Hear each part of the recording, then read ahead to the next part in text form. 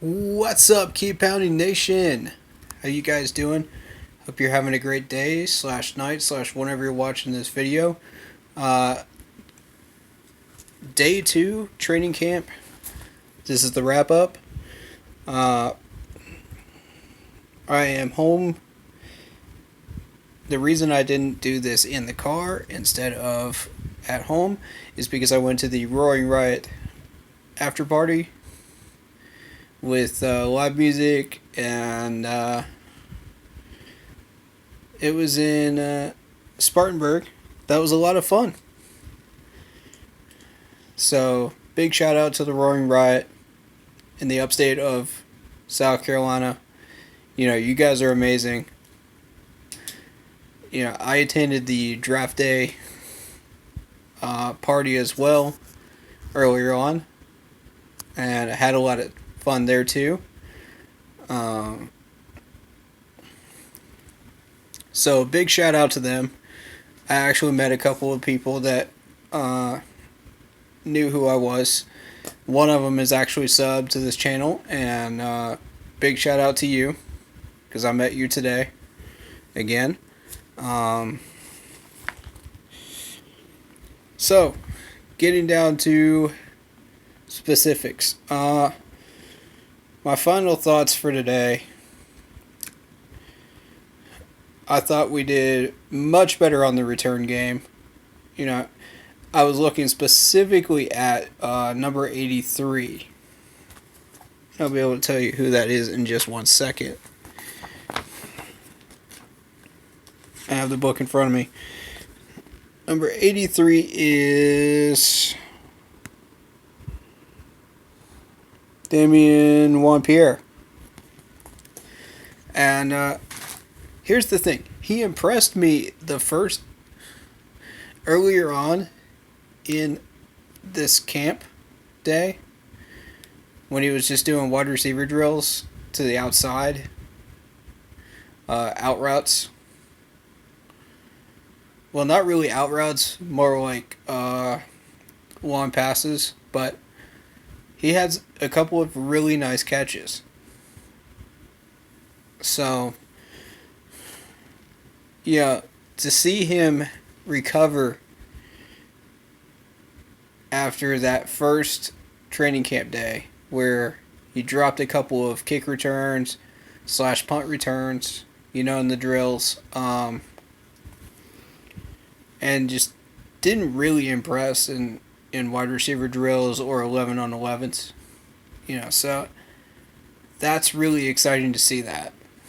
So, this is only day 2 of camp. There's a lot more days left. Lots of chances to impress the coaches. So we'll see what happens.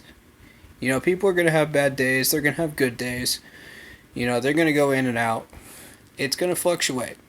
So, yeah, it's how you bounce back in training camp that matters if you're trying to make that 53-man roster. And I've seen it happen year after year after year.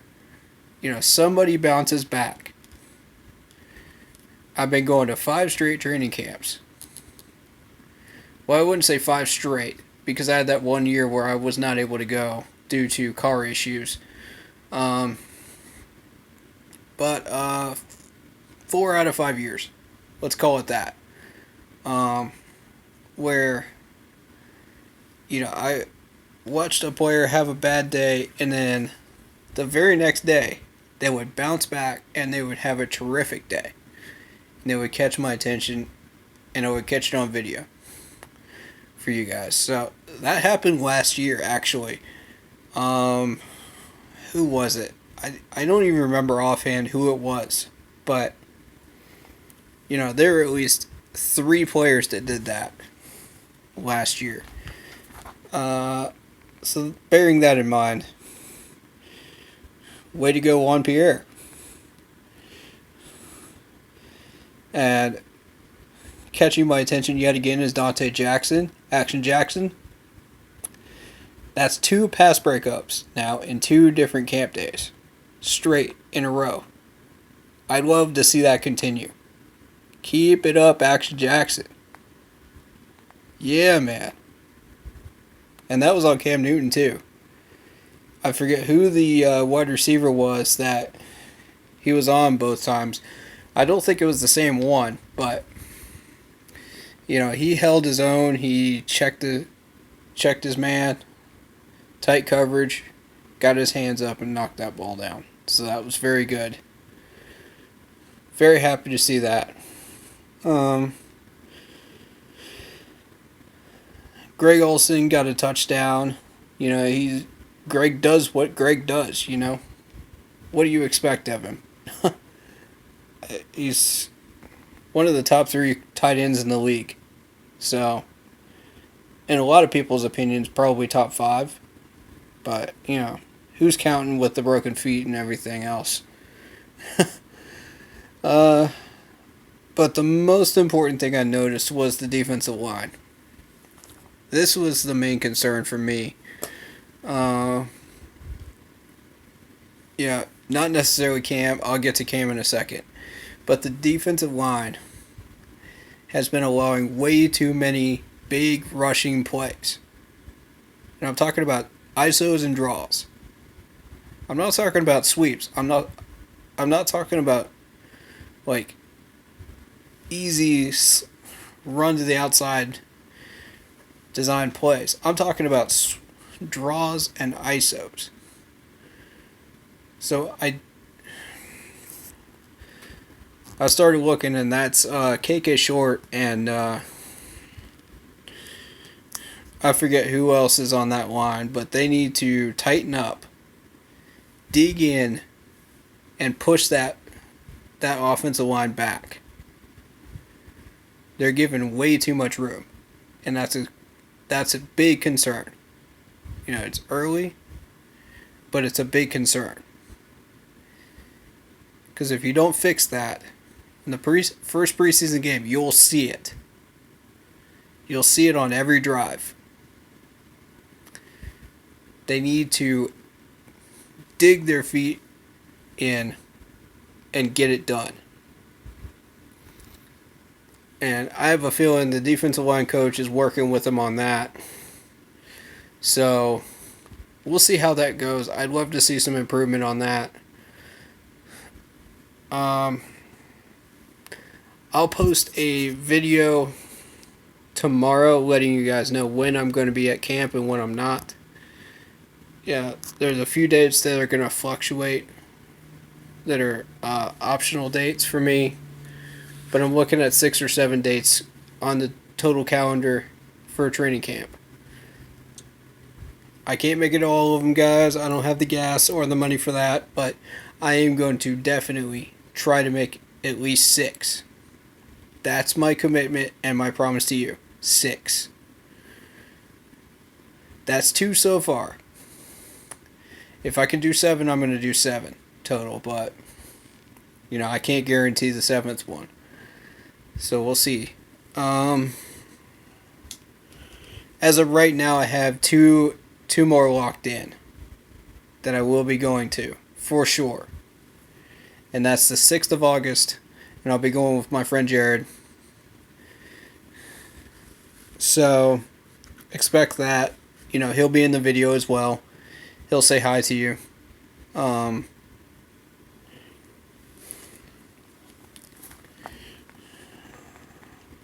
I might even have him offer up a few opinions.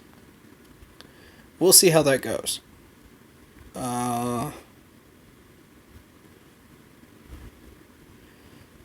Okay, my final thoughts on Cam Newton.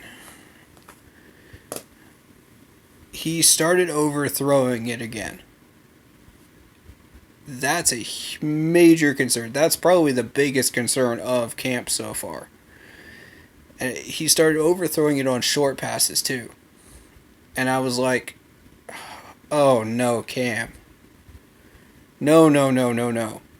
Because if you start overthrowing the short passes, you're going to overthrow everything.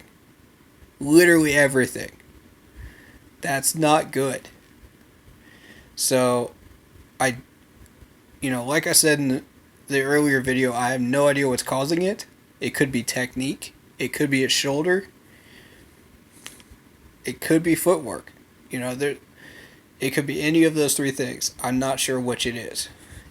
Only the quarterback's coach, Scott Turner, Norv Turner, Ron Rivera, would be able to answer that question. And I'm not sure if they answered that question in an interview today or not. I haven't gotten to check out any interviews yet. But if they did get asked that question, I would encourage you to check that out. Because that is a huge, huge issue. That if we don't get that fixed, we better make sure those backup quarterbacks are solid. Otherwise, we're going to be in trouble. Because if Cam takes another hit and that offensive line doesn't step up again, we're looking at another 8-8 season. I hate to break that to you, but that's where we're heading. If we don't get healthy, strong, and disciplined on those lines. And Cam has got to make better decisions. It's got to happen. I've seen so many plays last year. So many that could have been avoided if he had made a smarter play and not thrown into double coverage. That one play that he made in day one, I saw it. He threw it into double coverage. Granted, the receiver was able to come down with it. But it was just one of those, oh no, don't throw that. Oh, good catch type situations. And then everybody congratulates Cam for the nice throw.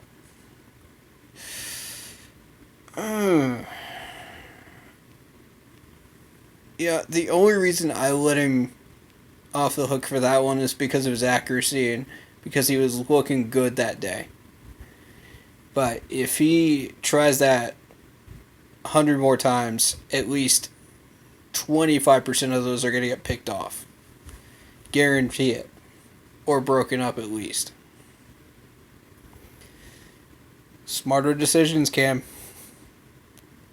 That's all I'm asking for, man. I ain't asking for much, but I am asking for that.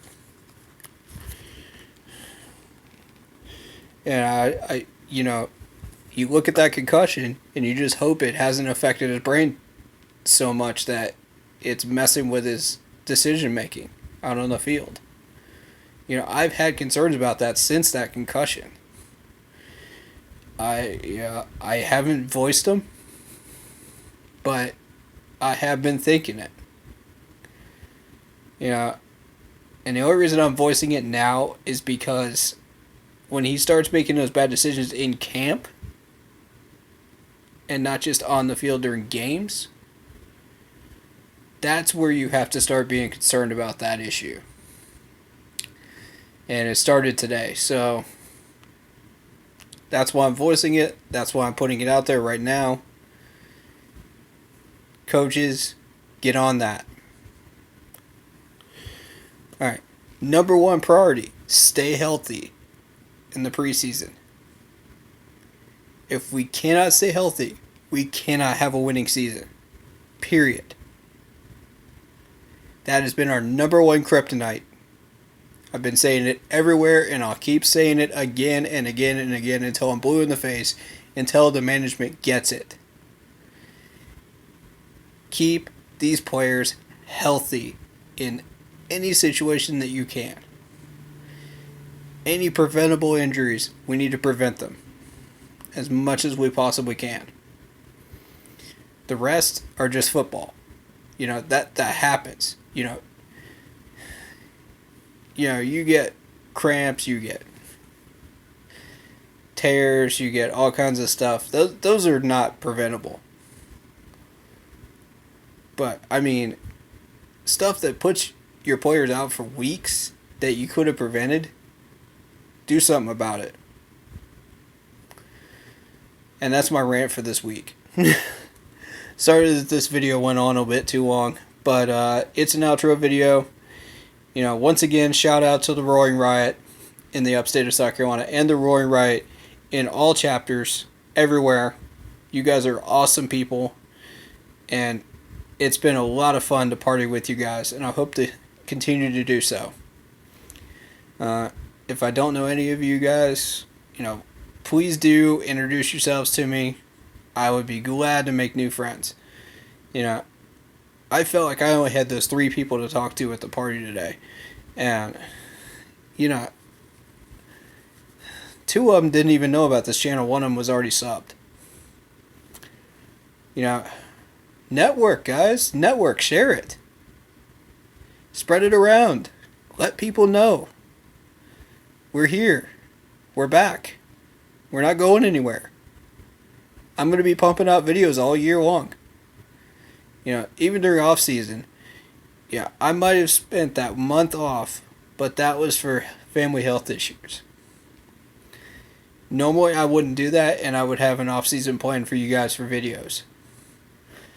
Granted, there may only be one video every 2 weeks or something like that during off season when nothing's really going on and no moves are being made.